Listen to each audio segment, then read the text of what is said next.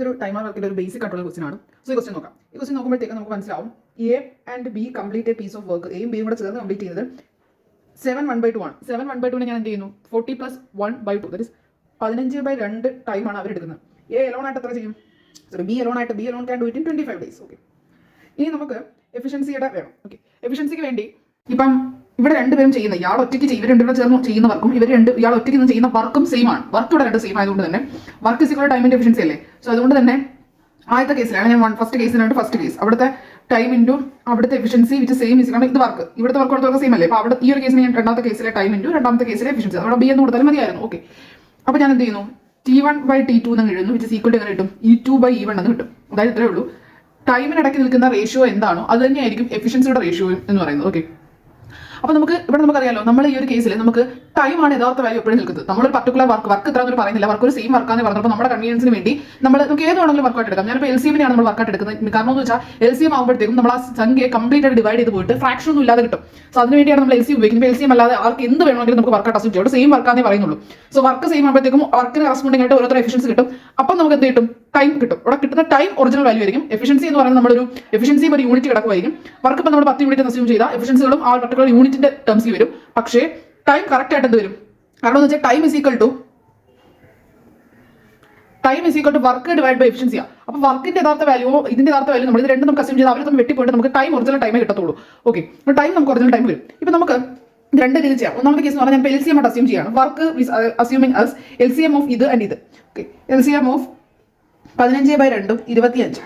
അപ്പോൾ നമുക്കിപ്പോൾ ഒരു ഡൗട്ട് വരും. സോ ബൈ 2 അതായത് ഫ്രാക്ഷൻ ആയിട്ട് കിടക്കുന്നു, എങ്ങനെ ഇതിന്റെ LCM ചെയ്യും? സോ ഇതിന്റെ LCM ചെയ്യാൻ സിമ്പിൾ ആണ്, ഒന്നും വേണ്ട. നമ്മളങ്ങ് ഡിനോമിനേറ്ററിനെ ഇഗ്നോർ ചെയ്യുക. ന്യൂമറേറ്റർ ആയിട്ടുള്ള 15ന്റെയും 25ന്റെയും LCM എടുക്കുക. 15ന്റെ 25ന്റെ LCM എടുക്കാനായിട്ട് 2 വരെ ഉള്ളൂ. സോ അതുകൊണ്ട് തന്നെ ഇയാളുടെ ഒന്നുമില്ല, എല്ലാ കേസിലും വലിയ സംഖ്യയുടെ മൾട്ടിപ്പിൾ ട്രയൽ ആൻഡ് ചെയ്യുക. സോ വലിയ സംഖ്യ ഇതാണ് 25ന്റെ മൾട്ടിപ്പിൾ ആയിട്ടുള്ള 50 15 കൊണ്ട് പറ്റത്തില്ല. ദെൻ അടുത്ത് നോക്കാൻ 75 പറ്റും. സോ 75 ആണ് ഇവിടുത്തെ LCM വരുന്നത്.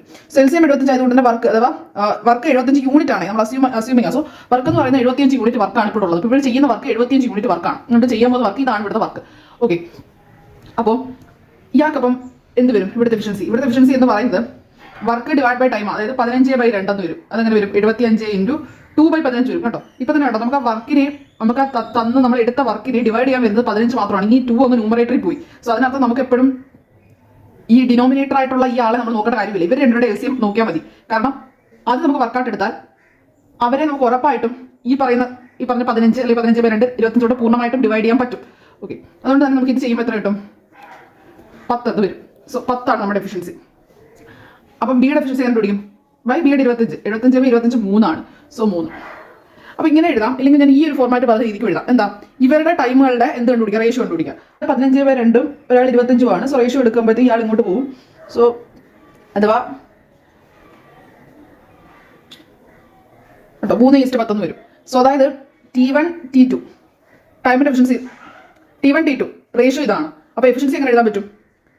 T1 T2 ആണെങ്കിൽ തിരിച്ചെഴുതണം. സോ തിരിച്ചെഴുതുന്നത് 10:3 ഇങ്ങനെ നമുക്ക് കിട്ടാം. സോ നമുക്ക് ടൈം കിട്ടി, എഫിഷ്യൻസി കിട്ടി. സോ ഇത് ഒറിജിനൽ ആയിട്ടുള്ള വാല്യൂ ആണ്. ഇത് ഇത്രയും യൂണിറ്റ് ആണ്. ഇവിടെ ഇപ്പോൾ നമ്മൾ പെർ ഡേ ആണ്, ഒരു ദിവസത്തെ. അപ്പോൾ ഇത്രയും യൂണിറ്റ് പെർ ഡേ ആണ് ഇവിടുത്തെ എഫിഷ്യൻസി. ഇവിടുത്തെ എഫിഷ്യൻസി ഇത്രയും യൂണിറ്റ് പെർ ഡേ ആണ്. നമ്മൾ യൂണിറ്റ് പെർ ഡേ ഒന്നും എഴുതാറില്ല. കാരണം എന്ന് വെച്ചാൽ വർക്ക് എന്ന് പറഞ്ഞാൽ 75 യൂണിറ്റ് ആയിട്ടാണ് അസ്യൂം ചെയ്തത്. സോ 75 യൂണിറ്റ് ആകുമ്പോഴത്തേക്കും 75 യൂണിറ്റ് ഡിവൈഡ് ബൈ 15/2. സോ അതിന്റെ പരമായിട്ട് 10 യൂണിറ്റ് 3 യൂണിറ്റ് എന്നൊക്കെ വരും. സോ യൂണിറ്റ് നമ്മൾ എഴുതാറില്ല, കാരണം ഓൾറെഡി നമുക്ക് മനസ്സിൽ നമുക്ക് അറിയാമല്ലോ. സോ നമ്മൾ എഴുതാറില്ല. ഇനി നമ്മുടെ ക്വസ്റ്റൻ എന്ന് പറഞ്ഞാൽ ബി എലോൺ എത്ര ദിവസമാണ് ചെയ്യുന്നത്? സോറി, എ എലോൺ എത്രയാണ് ചെയ്യുന്നത്?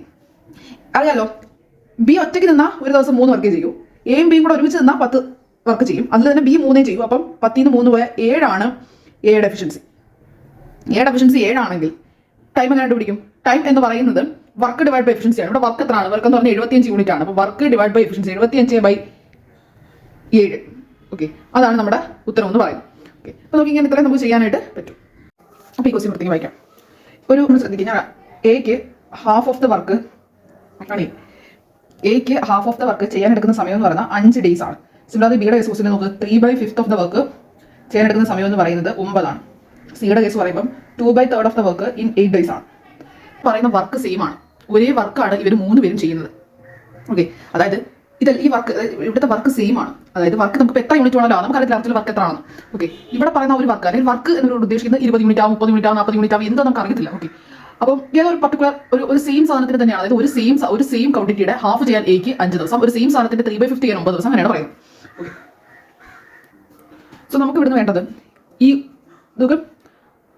ഒരു വർക്കുണ്ട്, ആ വർക്കിന്റെ അര ചെയ്യാൻ 5 ദിവസം എടുക്കും. ഇയാൾ ആ വർക്കിന്റെ 3/5 ചെയ്യാൻ 9 ദിവസം തന്നെയാണ്. അപ്പം ആ ഒരു വർക്ക്, ആ പറയുന്ന വർക്ക് ചെയ്യാനായിട്ട് എത്ര സമയം എടുക്കും? ആ സമയം ഞാൻ കൂടെ പറയാം. വർക്ക് ഫുൾ ചെയ്ത് തീർക്കാൻ എടുക്കുന്ന സമയം എന്ന് പറയുന്നത് ഒരു അര ചെയ്യാനാണ് 5 ദിവസം. ഓക്കെ, അപ്പോൾ ഫുള്ള് ചെയ്യാൻ എന്തെടുക്കും? 5 × 2/1 which is equal to 10. ഇവിടെ എത്ര എടുക്കും time? 9 × 5/3 which is equal to 15. 8 × 3/2 which is equal to 12. അപ്പോൾ ടൈം നമുക്ക് ഇങ്ങനെ കിട്ടും. പിന്നെ അർത്ഥം എന്താ? അര വർക്ക് ചെയ്യാനാണ് 5 ദിവസം. അപ്പോൾ ഈ ഫുൾ വർക്ക് ചെയ്ത് തീർക്കാൻ 10 ദിവസം എടുക്കും. 3/5 ഓഫ് ദാറ്റ് വർക്ക്. ആ വർക്ക് എത്ര ക്വാണ്ടിറ്റി നമുക്ക് അറിയില്ല, പക്ഷേ എല്ലാം സെയിം ആയിരിക്കും. ഞാനിപ്പോൾ വർക്ക് കൊടുത്തിട്ട് നമുക്കിപ്പോൾ എമൗണ്ട് സൂചിപ്പിക്കാം. ഇപ്പോൾ എമൗണ്ട് സൂചിപ്പിച്ചാൽ ഇല്ലേ ഏതോ ഒരു സെയിം ക്വാണ്ടിറ്റി ആണ് കിടക്കുന്നത്. സോ ആ സെയിമിന്റെ ഒരു സെയിം ക്വാണ്ടിറ്റി ആണ് ഇവിടെ എല്ലാം ഉള്ളത്. സോ അതുകൊണ്ട് തന്നെ ആ സാധനത്തിന് അര ചെയ്യാനാണ് 5. അപ്പോൾ ഫുള്ള് ചെയ്യാൻ എത്ര എടുക്കും? റെസിപ്രോക്കൽ കൊണ്ട് മൾട്ടിപ്ലൈ ചെയ്യാം. സോ അങ്ങനെ ഒന്നും വേണ്ട, നമ്മൾ വേറെ ഒന്നും ചിന്തിക്കണം. ഹാഫ് വർക്ക് അല്ലെങ്കിൽ ഫ്രാക്ഷൻ വർക്ക് തരുമ്പോൾ ആ പറയുന്ന ഡേ ആ ഫ്രാക്ഷൻ റെസിപ്രോക്കൽ കൊണ്ട് മൾട്ടിപ്ലൈ ചെയ്ത് നമുക്ക് ഡേയ്സ് കിട്ടും. സോ ഇങ്ങനെ എഴുതിയാൽ മതി. അതിന്റെ കൺസെപ്റ്റ് പറയുവാണെങ്കിൽ ഓക്കെ, ഇപ്പം ഞാൻ ഈ ഒരു കേസ് എടുക്കാം. ഇത് എങ്ങനെ എഴുതായിരിക്കും?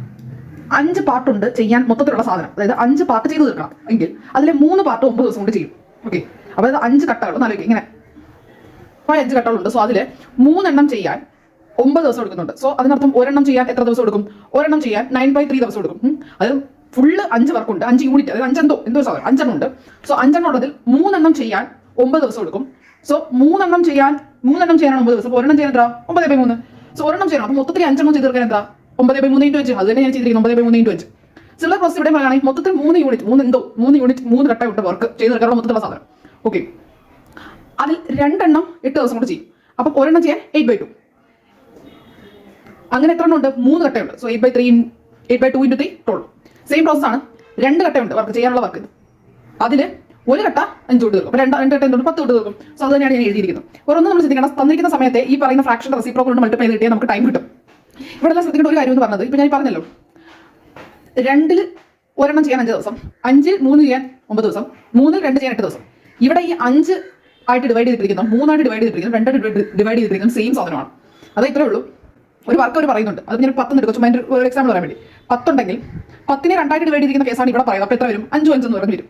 ഇവിടെ 10-നെ 5 ആയിട്ട് ഡിവൈഡ് ചെയ്തിരിക്കുന്ന കേസാണ് പറയുന്നത്. അപ്പോൾ എത്ര വരും? 2 2 2 എന്ന് പറഞ്ഞ കട്ടയായിട്ട് വരും. ഇവിടെ 10-നെ 3 ആയിട്ട് ഡിവൈഡ് ചെയ്യുന്ന കേസാണ് പറയുന്നത്. അപ്പോൾ 10/3 10/3 കട്ടകൾ വരും. സോ ഇതെല്ലാം എന്ന് പറയുന്നത് ബേസിക് എന്തിനെ കുറിച്ചാണ്? സെയിം വർക്കിനെ കുറിച്ചാണ് പറയുന്നത്. അപ്പോൾ നമുക്ക് കൂടുതൽ കോംപ്ലിക്കേഷൻ ആയിട്ട് പോകണം. ഇത്രേ ഉള്ളൂ. അവർ particular time fraction of work എന്ന് പറഞ്ഞ് തരും. അപ്പോൾ നമുക്ക് ഇത്ര ഫ്രാക്ഷൻ ഓഫ് വർക്ക്, ഇത്ര വർക്കിന് ഇത്ര ഫ്രാക്ഷൻ ചെയ്യാൻ ഇത്ര സമയം, ആ സമയത്ത് ഞാൻ പറയുന്ന ഫ്രാക്ഷൻ റെസിപ്രോക്കൽ മൾട്ടിപ്ലൈ ചെയ്താൽ നമുക്ക് ടൈം കിട്ടും. ഇനി നമുക്ക് നമ്മുടെ സാധാരണ ടേബിൾ വരയ്ക്കാമല്ലോ. ഇപ്പോൾ A ഉണ്ട്, B ഉണ്ട്, C ഉണ്ട്. ടൈം തന്നിട്ടുണ്ട്. ഇപ്പോൾ 10 15 12. ഒരു ഡെഫിഷ്യൻസി എഴുതാമല്ലോ നമുക്ക്. അതിനുവേണ്ടി നമ്മൾ എന്ത് ചെയ്യണം? ആദ്യം ഒരു വർക്ക് അസ്യൂം ചെയ്യാം. സെയിം വർക്കാണ്. വർക്ക് നമ്മൾ എന്തുകൊണ്ട് അസ്യൂം ചെയ്യാം? അപ്പോൾ ഞാൻ നമ്മൾ സാധാരണ അസ്യൂം ചെയ്യാം. എന്തുകൊണ്ട് അസ്യൂം ചെയ്യാം? നമുക്ക് LCM ആണ് കൺവീനിയൻസ് ആയിട്ട് LCM അസ്യൂം ചെയ്യാം. ഇതിൽ ഇവിടെ 3 LCM 16 60 ആണ്. സോ 60/10 6, 60/15 4, 60/12 5. ഓക്കെ, നമ്മൾ ചോദിക്കുന്നത് A + B + C how many work, എത്ര ഡേയ്സ് കൊണ്ട് അവർ ഒരുമിച്ച് വർക്ക് ചെയ്യാൻ തീർക്കും? അവർ 3 ഡെഫിഷ്യൻസി എത്ര? 3 ഒരു ദിവസം നിന്നാൽ A 6 യൂണിറ്റ് പെർ ഡേ ചെയ്യും. ഓക്കെ, ഇത് യൂണിറ്റ് പെർ ഡേയും ഞാനിപ്പോൾ എടുത്ത 60 യൂണിറ്റ് വർക്കും നമ്മൾ യൂണിറ്റ് ആണെന്ന് പറഞ്ഞല്ലോ, നമുക്ക് മൈൻഡിൽ എഴുതാൽ മതി. സോ അപ്പോൾ മൊത്തത്തിൽ ഇവർ എത്ര ചെയ്യും? ഒരു 3 വർക്ക് ചെയ്താൽ 15 യൂണിറ്റ് പെർ ഡേ ചെയ്യും. അപ്പോൾ ടൈം എന്തുവാ? ടൈം എന്ന് പറയുന്നത് 60/15 4. ക്വസ്റ്റ്യൻ നോക്കാം. അവിടെ പറയുന്നുണ്ട് A മാത്രമായിട്ട് കംപ്ലീറ്റ് എടുക്കുന്ന സമയം 20, B മാത്രമായിട്ട് കംപ്ലീറ്റ് എടുക്കുന്ന സമയം 25. സോ ക്വസ്റ്റ്യൻ നമ്മൾ ഫുള്ള് വായിക്കും. ഞാനിപ്പോൾ ആദ്യം നമ്മൾ സാധാരണ ചെയ്യുന്ന കണക്ക് Aയുടെ സമയം, Bയുടെ സമയം. അപ്പോൾ നമുക്ക് LCM എടുക്കാമല്ലോ. 20യുടെയും 25ൻ്റെയും കൂടെ LCM എന്ന് പറയുന്നത് 100 ആണ്. സോ വർക്ക് നമ്മൾ 100 ആണ്. എഫിഷ്യൻസി കിട്ടി. ഇനി ക്വസ്റ്റ്യൻ നോക്ക്. Aയും Bയും കൂടെ മൊത്തത്തിൽ ഞാൻ ചെയ്യാൻ എടുക്കുന്ന സമയത്തിന് ഞാൻ X എടുക്കുകയാണ്. അപ്പോൾ എല്ലാം ഇങ്ങനെ ചെയ്യണം. മൊത്തത്തിൽ ചെയ്യാൻ എടുക്കുന്ന സമയം X. അതിൽ Aയും Bയും കൂടെ 5 ദിവസം വർക്ക് ചെയ്യുന്നു. ബാക്കി എപ്പോൾ ഉണ്ട്? X - 5 ദിവസങ്ങളില്ലേ? മൊത്തത്തിൽ 5 ദിവസം കൊണ്ടാണ് വർക്ക് കംപ്ലീറ്റ് ചെയ്തത്. സോ ഒന്ന് ഞാനൊന്ന് അസ്യൂം ചെയ്തു. സോ അതിൽ ആദ്യത്തെ 5 ദിവസം ആരൊക്കെ വർക്ക് ചെയ്യുന്നു? Aയും Bയും കൂടെ ഒരുമിച്ചാണ് വർക്ക് ചെയ്യുന്നത്. സോ Aയും Bയും കൂടെ ഒരുമിച്ച് വർക്ക് ചെയ്താൽ അവരുടെ ഒരുമിച്ചുള്ള എഫിഷ്യൻസി ഒരു ദിവസം അവർ എത്ര യൂണിറ്റ് ചെയ്യും? 9 യൂണിറ്റ് ചെയ്യും. വർക്ക് മൊത്തത്തിൽ ഞാൻ 100 യൂണിറ്റ് എന്നാണ് അസ്യൂം ചെയ്തത്. അതിൽ A മാത്രം നിന്നാൽ ഒരു ദിവസം 5 യൂണിറ്റ് തീർക്കും, B മാത്രം നിന്നാൽ 4 യൂണിറ്റ് തീർക്കും, Aയും Bയും കൂടെ നിന്നാൽ 9 യൂണിറ്റ് തീരും. സോ 5 × 9 പ്ലസ് ഇനി X മൈനസ്. അപ്പം 5 ദിവസം കഴിഞ്ഞ ബാലൻസ് സമയം ആര് മാത്രമേ വർക്ക് ചെയ്യുന്നുള്ളൂ? A മാത്രമേ വർക്ക് ചെയ്യുന്നുള്ളൂ. ആര് പോയി? B പോയി. സോ ഇത്രയും ചെയ്യുന്നത് എന്ന് പറയുമ്പോൾ മൊത്തത്തിലുള്ള വർക്ക് ചെയ്ത് തീർന്നു 100. സോ നമുക്ക് സോൾവ് ചെയ്ത് Xന്റെ വാല്യൂ എടുക്കാം. അതിൽ 16 കിട്ടിയതിന് അർത്ഥം 16 ദിവസം എടുക്കും ഈ വർക്ക് കംപ്ലീറ്റ് ചെയ്യാൻ. അപ്പോൾ അതിൽ ഇങ്ങനെ ക്വസ്റ്റ്യൻ ചോദിച്ചിട്ടുണ്ടെങ്കിലോ A മാത്രം എത്ര ദിവസം വർക്ക് ചെയ്യണം എന്ന് ചോദിച്ചിട്ടുണ്ടെങ്കിൽ X - 5 അതാ 16 - 5 11 ദിവസം A മാത്രം വർക്ക് ചെയ്യണം. ഓക്കെ, അങ്ങനെ നമുക്ക് ഞാൻ ചോദിക്കാം. സോ ഈ ക്വസ്റ്റ്യൻ നോക്കാം. സോ ഈ ക്വസ്റ്റ്യൻ പറയുമ്പോഴത്തേക്കും A കംപ്ലീറ്റ് ചെയ്യുന്ന സമയം 45, B 40. സോ ബാക്കി നമുക്ക് ക്വസ്റ്റ്യൻ ഉണ്ട്, ക്വസ്റ്റ്യൻ വായിച്ച് നോക്കാം. പക്ഷേ ബാലൻസ് നമ്മൾ സാധാരണ ചെയ്യുന്ന LCM മെത്തേഡ് ചെയ്യാം. 45ൻ്റെയും 40ൻ്റെയും LCM നമുക്ക് അത്രയും യൂണിറ്റ് വർക്കൗട്ട് അസ്യൂം ചെയ്യാം. 45ൻ്റെയും 40ൻ്റെയും LCM നോക്കുമ്പോഴത്തേക്കും നമ്മളെങ്ങനെ LCM ചെയ്യുന്നത്?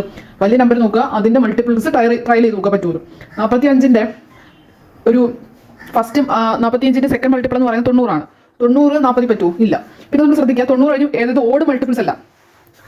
നമുക്ക് 45ന്റെ ഓഡ് മൾട്ടിപ്പിൾസ് അല്ല, ഇതൊരു ഓഡ് മൾട്ടിപ്പിൾ ആണ്. ഓഡ് മൾട്ടിപ്പിൾസ് എല്ലാം അവസാനിക്കുന്ന 5-ലാണ്. ഈവൻ മൾട്ടിപ്പിൾസ് മാത്രമേ എന്തിൽ അവസാനിക്കുന്നുള്ളൂ? 0-ൽ അവസാനിക്കുന്നുള്ളൂ. കാരണം നമുക്ക് 40 കൊണ്ട് ചെയ്യാൻ പറ്റണം. അതായത് 40 കൊണ്ടും അതിനെ ഡിവൈഡ് ചെയ്യാൻ പറ്റണം. അപ്പോൾ അതുകൊണ്ട് തന്നെ 0-ൽ അവസാനിക്കുന്നതേ വരാൻ പാടുള്ളൂ. എന്തായിട്ട്? LCM ആയിട്ട്. സോ അതുകൊണ്ട് തന്നെ ഈവൻ മൾട്ടിപ്പിൾസ് മാത്രം നോക്കിയാൽ മതി. അപ്പം ഈവൻ മൾട്ടിപ്പിൾ ആയ 90 പറ്റത്തില്ല. 45 × 4 180, 40 കൊണ്ട് പറ്റൂ? ഇല്ല. 45 × 6 270 പറ്റത്തില്ല. പക്ഷെ 45 × 8 ആയിട്ടുള്ള 360 40 കൊണ്ട് പറ്റും.